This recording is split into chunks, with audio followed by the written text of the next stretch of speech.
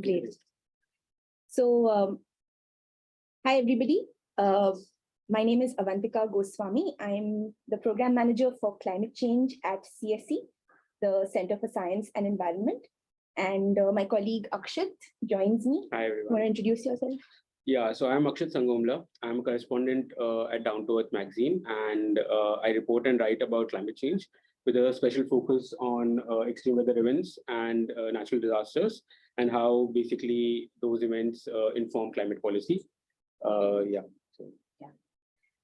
focus of my work tends to be a little more on the mitigation side, but also looking at overall developments in the climate policy space, and of course, advocating for climate justice, equity, the principle of common but differentiated responsibility, and similar perspectives that are serving the interests of the developing world. So speaking of climate justice, today it's an important day of advocacy.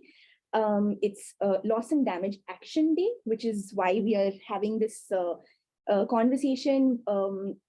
We are going to be walking through some of the basic concepts. Firstly, what is loss and damage? Why is it an important issue that requires more voices, more support?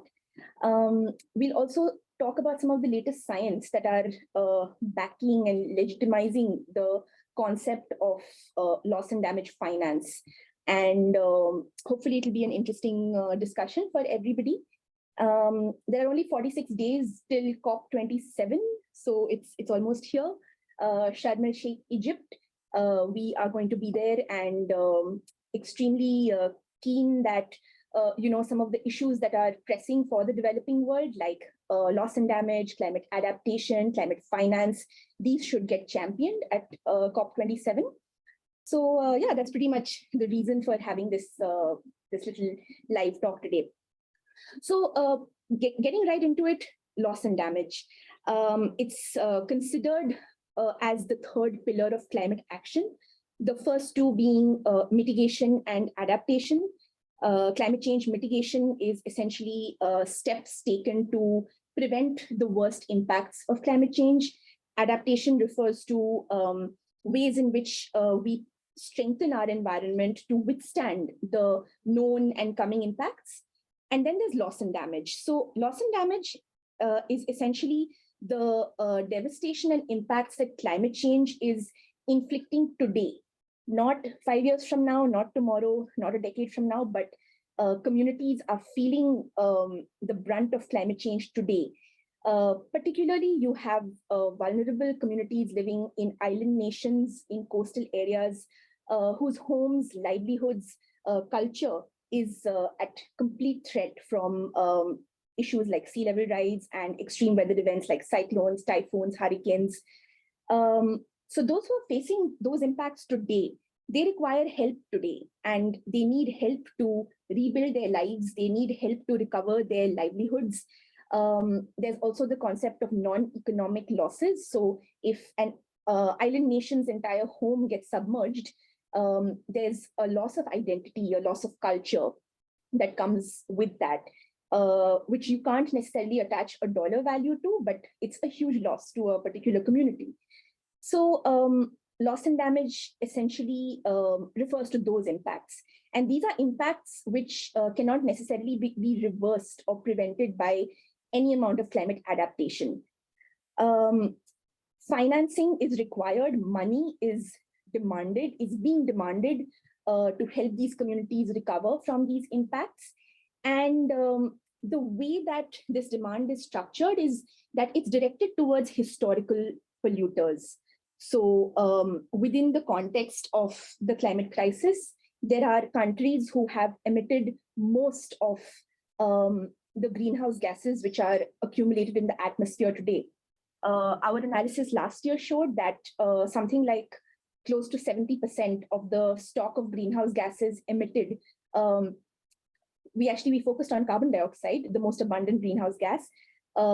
Close to 70% of the carbon dioxide emitted in the atmosphere, accumulated in the atmosphere since 1870, was emitted by just a group of 7 wealthy countries. So those are the historical polluters. And in accordance with the polluter pays principle, loss and damage finance is demanded from those countries who have emitted the most and have industrialized, achieved prosperity. But the impacts of that in the form of global warming are being felt by poor, vulnerable countries and communities.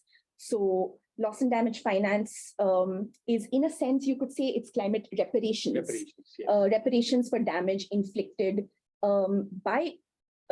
inflicted upon people who are responsible for a fraction of the entire crisis, a negligible fraction, so to speak. Anything you want to add here, or? No, not as such. I think you've covered all the aspects of loss and damage to just begin with, and then we can move forward from it.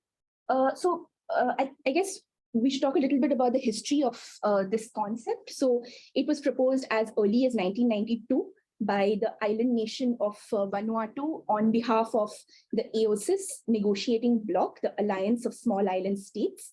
And so back in 1992, I was 2 years old. Vanuatu proposed a financing facility to direct funds towards communities who are threatened by sea level rise. So the initial focus of loss and damage finance was towards what are known as slow onset events, which Akshit will talk about further. And 30 years later, we are still fighting that same fight. It's not as if no progress has been made. Activists on the ground, civil society organizations, even country governments in the developing world have continuously pushed for recognition of loss and damage. And some wins have been achieved. For example, the Paris Agreement of 2015 recognizes loss and damage in Article 8. Article 8 of the Paris Agreement recognizes the importance of averting, minimizing, and addressing loss and damage associated with adverse effects of climate change. So I think also the Warsaw International Mechanism, the Santiago Network, these are a few things where loss and damage has been talked about, but it has only been talked about. There's not been much of a actual implementation of loss and damage that has gone on till now. Right. We'll get into the politics of it a little later, but just to give a little sort of insight into it, the chief concern on the part of the developed world has been that they want to avoid opening up what will essentially be a Pandora's box of litigation, because they know that they are the ones responsible for the climate crisis. And once they acknowledge that, and once they accept any sort of responsibility for it, it could lead to a lot of compensation claims. What's happening now, though, is that it's getting very hard to avoid. Not just in terms of, so there's two reasons for that. Simply the visible losses from worsening, intensifying extreme weather events, as well as the evolution of attribution science. Both of these things Akshit will talk about. But because of factors like this, it's getting very hard for them, for the developed world, for wealthy polluter nations to find a place to hide when demands for loss and damage finance are really made. Currently, it's evolving into a human rights issue. There are communities who are suffering devastating consequences. For example, the island nation of Vanuatu in 2015 experienced a tropical cyclone Pam. The damages amounted to close to $450 million, which was approximately 64% of Vanuatu's GDP. That's kind of crazy to think about. The recent floods in Pakistan, part of which have been attributed to climate change, part of which have been attributed to other factors. They have caused damages upwards of $10 billion, and even that is probably an underestimation. Yeah, I think there is an estimation that it is over $30 billion. Right, that was an updated. There was an updated estimate that there was $30 billion of damage due to the Pakistan floods. I think this would be a good point to I think talk about the Pakistan floods maybe? Yeah, so if you want to sort of get into the science, the attribution side of things, so yeah, over to you. Yeah, so I'll be talking basically about two major extreme weather events that have happened in the recent time. The first one, for which reparations were asked by the Minister of Climate Change, Sherry Rahman, from the developed countries. And the developed countries, a lot of the developed countries, the media, they basically, have criticized that. How can they ask us? So, but if you look at it, like already Avantika has told us that the historical contributors, the historical polluters have made the major GHG greenhouse gas emissions, and Pakistan is, I think, accountable for only 0.3% of it. Less than 1%. And it is basically undergoing devastating consequences because of the greenhouse gas emissions. And the Pakistan floods were like kind of a perfect example of that. And they have been attributed to climate change. So Pakistan floods, the devastation was there. We have the numbers, 33 million affected. There were, I think, 1.8 million hectares of crop was damaged. Most of it was cotton, which is the major export for Pakistan. And then 1,500 people also died due to flash floods. So the story of the Pakistan floods basically begins in March. When the heat waves began in Pakistan and India. Yeah.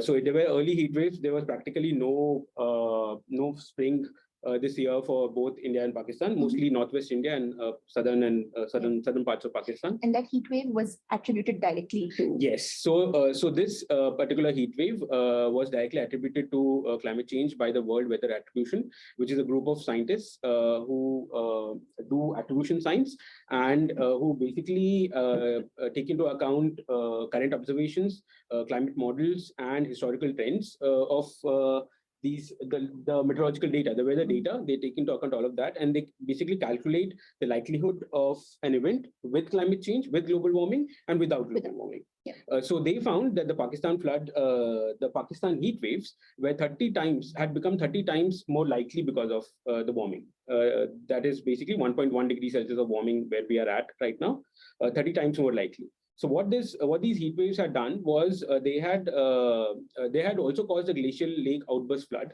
which means that whatever was protecting the glacial lake had melted, and then the glacial lake outburst flood happened, which means that the heat waves had impacted the mountains as well. So Gilgit-Baltistan, which are the main mountainous regions of Pakistan, they were impacted, and all through those those heat waves basically would have done two things. One is they would have melted the glaciers, and they would have made the monsoon more intense. Basically, the heating of the land over the Indian subcontinent, over India and Pakistan, is what causes the monsoon to actually come to the subcontinent, and also its intensity, increases the intensity, and also the monsoon carries more moisture. So the Pakistan floods basically were a combination of the monsoon rainfall, what has been called as a monster monsoon by Sherry Rahman, and has been called a monsoon on steroids by Antonio Guterres. Right. So that was apt description for the floods. And I think 1/3 of the country at one point of time was inundated by floods. Yeah. So it was both the monsoon and the glacial melt. The upper regions of Gilgit and Baltistan basically were affected by the glacial melt, which has already been attributed to climate change. And the floods were also recently attributed to climate change by World Weather Attribution. They said that Sindh and Balochistan, which basically received in August, they received 7 to 8 times the normal rainfall. And they said that 75% intensity was increased because of global warming, directly because of global warming. But they also say, attribution science also says that there is a certain uncertainty in attribution science right now, especially with regards to rainfall. Yeah. But that's going to improve. I'll talk about it later. Heat waves are typically easier to attribute. There's a direct link with they're basically increasing CO2 emissions. Yeah, basically what happens is the larger the area and the simpler the event. Like, because monsoons are extremely variable. Right. Vary from kilometer to kilometer. Almost. Yeah, exactly. Yeah. So that is why attributing those events to climate change is a bit difficult right now. But heat waves, which are simpler events, only heat dome is created and all of that, it's easier to attribute, and larger areas. Right. So that is right. it is easier to attribute. The second event that I would like to talk about are the heat waves. So in July and early August, there were heat waves in India, Pakistan, all from March to May. But there were also in July and August heat waves across 5 continents. And so this included like 19-20 countries from Europe. It included like somewhere around 7 or 8 countries in Asia, in which I think China was the worst affected. In China, it later led to a drought as well, and also in Europe, also it has led to a drought. So this is also an example of where a rapid onset event, like a heat wave, which happens very quickly, has impacted a slow onset event like a drought. Drought now is going to continue for a longer period of time, both in China and Europe. Right. And this was also, so these the 5 continents, Asia, Europe, North America, South America, and Africa, some part of North Africa, were impacted at the same time. And this has been directly linked to the warming of the Arctic. Right. This happened due to planetary wave resonance, and I think some of the scientists at Potsdam Institute of Climate Impact Research, PIC, they had called it out on Twitter and other platforms that this had happened due to planetary wave resonance, and that was attributed to warming of the Arctic. Right. This is basically the jet stream becoming wavier, and basically it's known as an atmospheric blocking event, and that is basically because of the warming Arctic, and the warming Arctic is directly related to the greenhouse gas emissions. Right. So we know for sure that these extreme weather events, almost sure that these extreme weather events are due to the emissions that are there in the atmosphere right now, and so that's about it. I think. So I think there's 2 things that I wanted to highlight from what you've also talked about. So one is that now we are seeing it's not just so, for example, our country has witnessed, natural weather-related disasters and extreme events for a while. We're used to it, and particularly, states like Odisha, they're on a high-energy coast, used to cyclones and so on. But what's happening now is that even the developed world is experiencing a sort of very extreme scale of weather-related disasters. For instance, the floods in Germany last year. Floods in Germany, the EU, the European heat wave of this year. So, and now what we are hearing is sort of in the discourse, a better understanding of the need for climate adaptation, the urgency of loss and damage. So it's almost like as if, and this is like I'm getting a little political, which is going to be our next segment, but it's almost as if once the developed world starts feeling the heat, that's when the sort of the understanding builds of what the developing world has been demanding for the past 30 years or so. I think that acknowledgement has started happening. I think we'll take it up in the political section, but I think that acknowledgement has started happening as well. Yeah, the second thing I thought we should talk about, because we've discussed that, is that of course, everything cannot be attributed to climate change, global warming, and attribution scientists are very nuanced in their sort of statements that they make. So a big factor is vulnerability, existing vulnerabilities. In fact, this was true for Pakistan floods, and it was part of the attribution report that was done. Right. The study that was done, historical vulnerabilities were also included as part of the attribution. So if a particular region is already historically poor and exposed to multiple socioeconomic risks, and then you slap on a warming world and extreme weather events, the resulting damages then are not just proportional to the CO2 levels in the atmosphere. They also sort of need to account for existing vulnerabilities. So I think that's something that's because people tend to question this is also caused by climate change. Everything is caused by climate change, but there's nuance over there, which I think is recognized. Only part of any event, that is what they're doing. Only a part of a particular event can be attributed to climate change, and not the entire event. Because it's not that extreme weather is happening for the first time.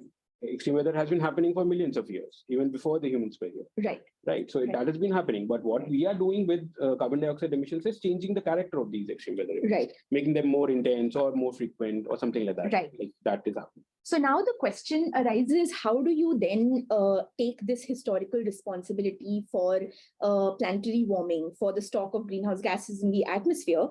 And how do you link that to a dollar value or a currency value for loss and damage? And I think what we are finding is that it's an emerging body of work, emerging body of research. There is wide consensus, at least in the developing world, that the polluters must pay. But specifically what those funding streams can look like when apportioned with historical responsibility is an emerging discussion that needs to be had urgently. So I think, so with that, should we get into the last section on what are the current politics, always a spicy I'll just issue. add one point that scientifically it is possible to do that, apportionment of historical responsibility and monetary value. But yeah, political, I think then we can take up political. Right. Scientifically, it's possible. Scientifically, it's possible. Yeah, absolutely. So where are we at right now? So after the milestones achieved by civil society activists and, developing world representatives on loss and damage over the years, last year was quite significant. So at COP26 in Glasgow, the G77 and China negotiating bloc, which is the largest negotiating bloc, it represents 80% of the world's population. They united in a demand for a loss and damage finance facility. The facility would disburse funds to rebuild the lives of communities facing the worst impacts of the climate crisis today. And this was a big deal. The G77 is not a monolith. It's got a lot of different sort of views, internal differing views, but for them to unite on a demand like this was a big deal. But the reality is that the UNFCCC process works on a consensus basis. So even if one party vetoes or doesn't agree, the whole process breaks down. So after the G77 and China bloc united in their demand for this funding facility last year, it was blocked. It was pushed back. A couple of prominent blockers were the United States, Switzerland, even the EU to a large extent. And the demand was then watered down, and what they agreed to, countries like the US, etc., that let's have a dialogue on future possible institutional arrangements to address loss and damage. Now, what is a dialogue? I mean, we've been having a dialogue for the past 30 years, but okay, so if you want to continue this dialogue, the dialogue was called the Glasgow Dialogue, and it was scheduled to begin in Bonn in June during the mid-year climate crisis. So during the Glasgow Dialogue, I was there as a part of viewing the discussions, the negotiations. But to be honest, it didn't really go anywhere. You had island nations, various other developing countries putting forth really strong cases for why loss and damage finance must be a separate funding stream. It should be new and additional over and above climate mitigation funding, climate adaptation funding. And humanitarian aid. And humanitarian aid. So that was a common sort of response from developed country delegations. That we're already donating to the International Red Cross. We have ODA and all of that. But loss and damage finance is specific. It comes with a link to historical responsibility. It's not a charitable contribution. It's expected to be an obligation that has a certain oversight, and is disburses funds on a rapid basis according to various needs. Because for say an event like the Pakistan floods, and Pakistan was already under severe economic stress, so they need to rebuild now. They can't rebuild like for the adaptation fund or anything else. That process will go on for 5 years, 10 years. Right. But this rebuilding has to happen now. Right. So that is why I think. Right. So even in the few proposals that have come on the table for what a loss and damage finance facility can look like, one was proposed by the Climate Action Network. There are separate sort of funding streams proposed for rapid onset events, and slow onset events. Slow onset events being sea level rise, droughts, desertification. And rapid onset events being cyclones, floods, flash floods, landslides. So the Glasgow Dialogue, it was just a discussion, and it didn't really lead to much of a concrete outcome. The entities like the US, EU, Switzerland continued to be big blockers in the process. And a lot of this is documented from our reporting from Bonn. There are countries that did soften their stance. For example, Scotland pledged money at Glasgow itself towards loss and damage. Recently, Denmark has pledged funds towards loss and damage. And towards the end of the Bonn Climate Conference, Canada had softened their stance as well. So which goes to show that these voices, civil society voices pushing for this issue, it's possible to shift the needle. It's a hard job. It's a hard job, but yeah, it's definitely possible. Pakistan has been vocal, not simply because they've experienced major floods recently, but also because they are the current chair of the G77 negotiating bloc.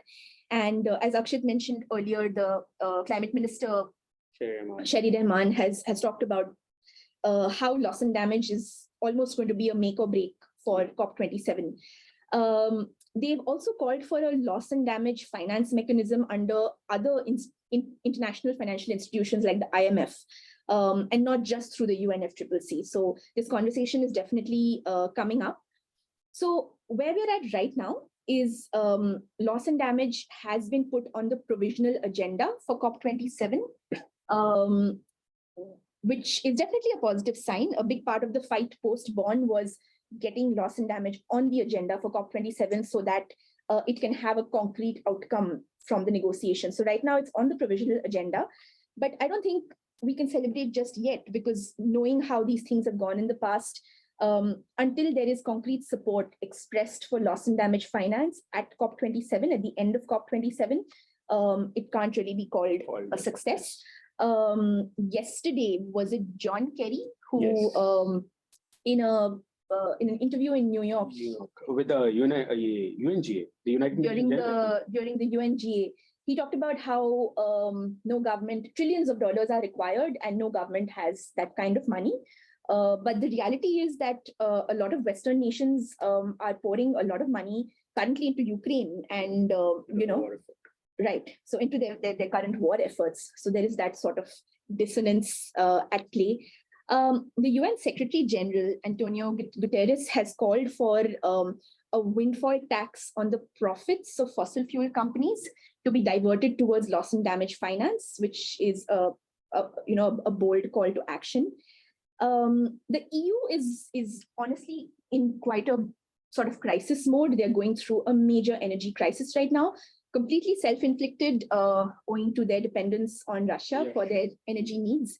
The EU stance, a few weeks ago, Franz Timmermans mentioned how they are experiencing high energy prices, food prices, inflation at home, and it's difficult to then, I think something along the lines, I'm paraphrasing, something along the lines of how it's difficult to then add on additional people to basically pay for damages in other countries. Right. When you're facing this sort of a pricing crisis at home, which is unfortunate, but also that's the reality we are living in, and the developing world definitely deserves more. So yeah, that's pretty much where we're at the moment. Anything else to add on this issue? No, I think that's good enough. Okay, so the Center for Science and Environment and Down to Earth are going to be putting out 2 publications next month before COP27. Do you want to talk about the Extreme Events book? So we have basically collated data from IMD and other sources for the first 7 months, first 8 months, and so we are going to put out that data in the form of a book. Along with the data, there will be an analysis of what has happened and where the events have been more, like state-wise analysis, regional analysis, right, and also time period, seasonal analysis of events, when the events have been more or when the events have been less, and all of that. Okay. So that will be, I think, early October, where the release. And we also have the cover story for Down to Earth, which will be focused on loss and damage, particularly with an emphasis on the estimation of losses and damages. So hope everybody watches out for that. And thank you for joining and listening to us today. Yeah, thank you very much.